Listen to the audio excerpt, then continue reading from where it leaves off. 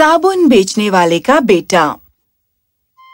एक समय की बात है, मेशेट के सुंदर शहर में अहमद नाम का एक नवयुवक रहा करता था।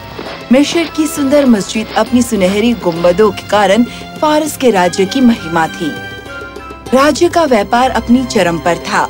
लोग खुश थे पर अहमद नहीं, क्योंकि उसके पिता के साबुन का कारोबार सूख चला था और अंतिम सांसें ले रहा था। भाइयों और बहनों, मेरा शुद्ध साबुन खरीदो। इससे बेहतर इस शहर में और कोई नहीं, जैसा कि सब जानते हैं। पर फारस के लोग खुद पर और अपने कपड़ों पर ज्यादा साबुन नहीं इस्तेमाल करते थे, क्योंकि हर बात के लिए रेत इस्तेमाल की जाती थी, सफाई के लिए, बर्तन धोने के लिए।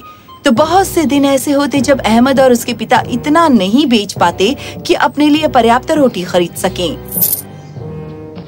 दिन बीतते गए और जल्द ही अहमद ने जाना कि समय आ गया है कि वो अपने पिता के साबुन के कारोबार से निकलकर कुछ और आजमाए। पिताजी, हमारे साबुन नहीं बिक रहे हैं और इसलिए मैंने फैसला किया है कि मैं बाजार जाऊंगा और अधिक मौकों की तलाश करूंगा। बाजार में अहमद बहुत कड़ी मेहनत करता, व्यापारियों के लिए, फेरी वालों के लिए और दुकानदारों के लिए, और उसके बदले में उसे मिलते मुट्ठी भर चावल या रोटी या सूखे मेवे, जो वो वापस घर लाता और अपने पिता के साथ खाता। अब एक दिन कुछ ऐसा हुआ कि अहमद हमेशा की तरह एक जंगल से गुजर रहा था बाजार जाने के लिए। क्योंकि धूप बहुत गर्मी बरसा रही थी, उसने सोचा कि वो झील के किनारे रुककर कुछ पानी पी ले। वहाँ कुछ औरतें अपने घड़े पानी से भर रही थीं और कुछ कपड़े धो रही थीं। तभी अहमद ने एक जुलूस देखा जिसका नेतृत्व एक शाही मंत्री कर रहा था। वो जुलूस बस अहमद के सामने ही आकर रुका और वहाँ एक पालकी से एक बहुत ही सुंदर महिला उतरी। वो थी राजकुमारी रॉक्सेना। मुझे प्यास लगी है, क्या मुझे पीने को पानी मिल सकता है? एक महिला उसके पास चलकर गई पानी की सुराही लिए, और जैसे ही वो राजकुमारी को ये देने वाली थी, अचानक वहाँ झाड़ियों से एक शेर दहाड़ता हुआ कूद कर उछला।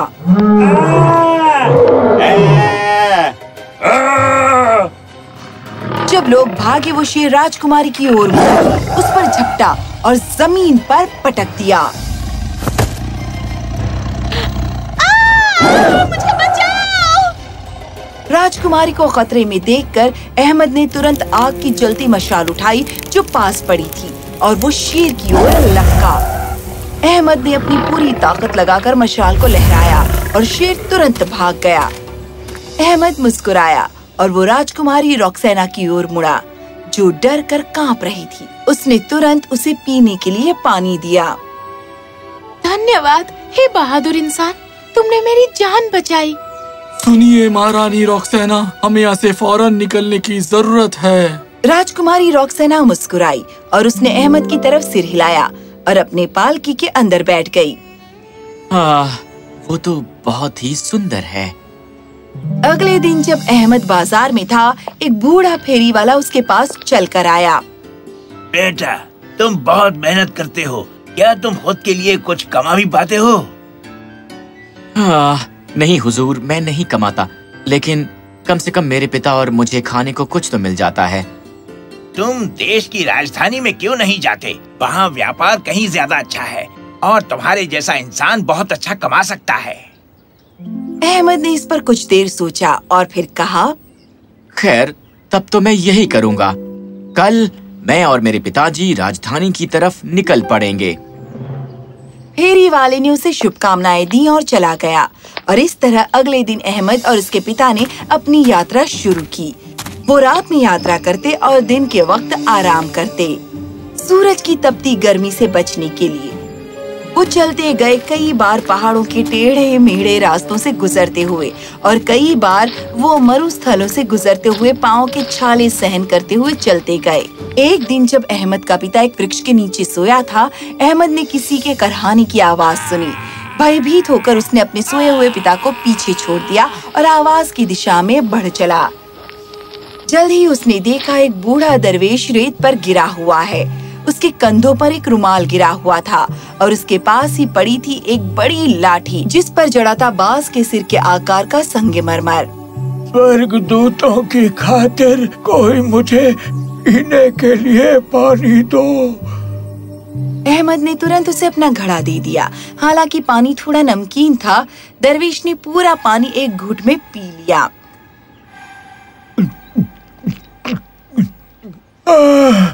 बहुत बहुत धन्यवाद नौजवान लड़के। मैं रेगिस्तान का बूढ़ा हूँ और मैं तुम्हारी मदद के लिए आभारी हूँ। ये लो, ये एक छोटा सा कांच का कप ले लो। हर सुबह जब तुम उठो, इस कप में शुद्ध पानी की एक बूंद डालना और पूरा ध्यान लगाकर इसके अंदर देखना। यदि कोई खतरा तुम्हारे आगे आए या उनके लिए जो तुम्हारे करीबी या प्रिय हैं, ये स्पष्ट रूप से तुम्हें पहले ही सब बता देगा। उसी क्षण एक शीतल हवा चली और उसने रेगिस्तान के बूढ़े के शरीर को सैकड़ों गुलाब की पंखुड़ियों में बदल दिया, जो हवा के साथ उड़ गईं। अहमद बहुत चक्का रह गया। क्या बात है! वो अपने पिता के पास वापस आया और उन्हें सब कुछ बताया। अगली सुबह से अहमद ने वैसा ही किया जैसा दरवेश ने उसे निर्देश दिया था, पर कई दिनों तक उसने कुछ नहीं देखा। समय गुजरता गया। अब अहमद और उसके पिता राजधानी के शहर से सिर्फ 3 दिन की दूरी पर थे, जब अचानक एक शेर ने उन पर हमला किया। ये वही शेर था और उसके चेहरे पर एक दाग था। वो अहमद की तरफ झपटा। बचाओ, बचाओ, मेरे बच्चे को कोई बचाओ। अचानक एक सुंदर नवयुवती प्रकट हुई जो एक मशाल पकड़े हुए थी। ये थी राजकुमारी रॉक्सेना। उसने शेर के पास वो आग की मशाल लहराई और वो तुरंत वहाँ से भाग गया। राजकुमारी, आप? खैर, अब हम बराबर हो गए। धन्यवाद, पर एक राजकुमारी यहाँ पर क्या कर रही है? राजकुमारी रॉक्सेना ने शाही काफिले की ओर इशारा किया।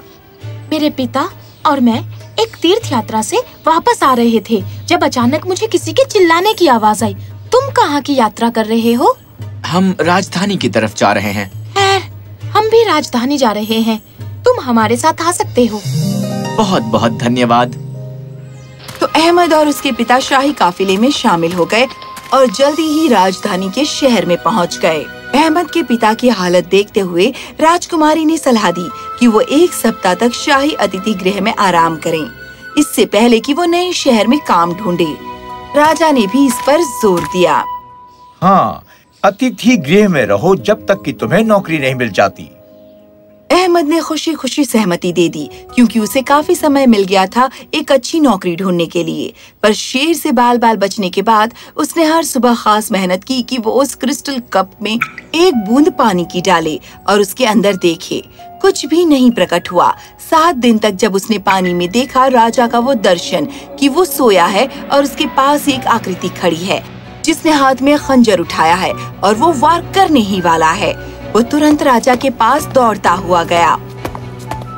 मेरे राजा, आप पर बहुत खतरा है। आपको कोई मारने की कोशिश कर रहा है। आपको सावधान रहना होगा। अहमद, मेरे पहरेदार बहुत प्रशिक्षित हैं और बहुत विश्वास पात्र हैं। चिंता मत करो। जैसा आप कहें महाराज। ये कहते हुए अहमद दरबार से चला गया, पर वो सोचता रहा कि कौन होगा जो राजा को मारना चाहता होगा। राजधानी से थोड़ा दूर ही वो शेर बदल गया एक बहुत ही दुष्ट दिखने वाले मनुष्य में। वो पहाड़ का बूढ़ा था और वो रेगिस्तान के बूढ़े की तरह नहीं था। वो एक बहुत ही बुरा इंसान था। वो राजकुमार और राजकुमारी को मारना चाहता था और राजधानी पर कब्जा करना चाहता था।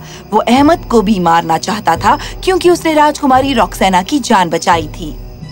आज की रात तुम्हारी अंतिम रात होगी राजा। इस बीच अहमद ने पक्का इरादा कर लिया था पहरा देने का। अंधेरा छा गया और महल खामोश हो गया। पहरेदार सो गए पर अहमद नहीं सोया। वो इंतजार करता रहा।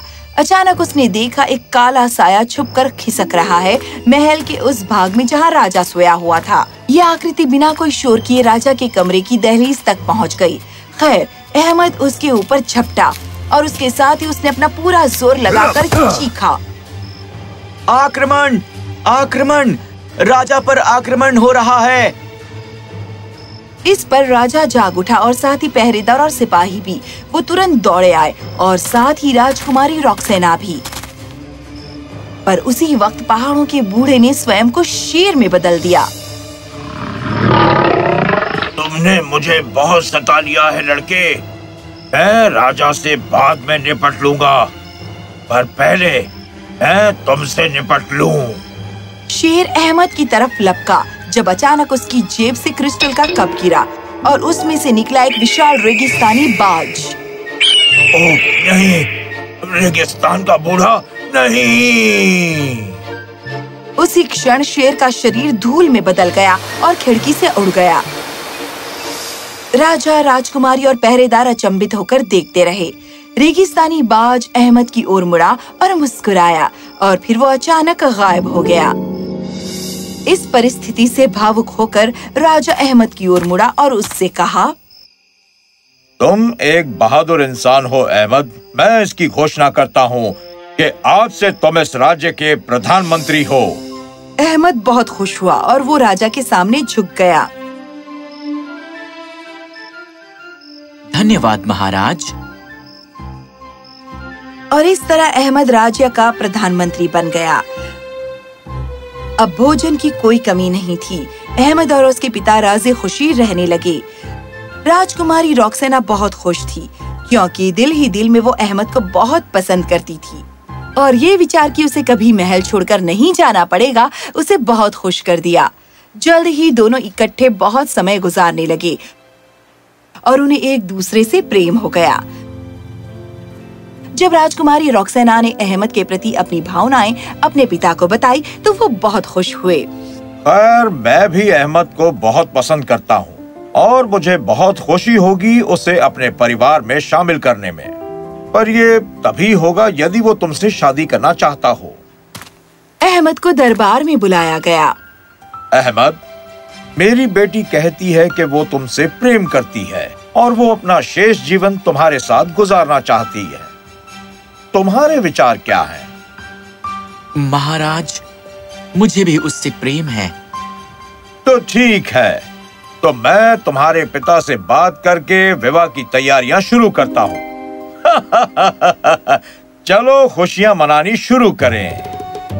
एक शानदार विवाह संपन्न हुआ। अहमद और राजकुमारी रॉक्सेना का विवाह हो गया। राजा खुश था और साथ ही अहमद का पिता भी। अहमद की यात्रा हमें सिखाती है कि चाहे आप कोई भी हो और आप कुछ भी करते हैं, दयालुता एक वरदान है जो हर कोई दे सकता है।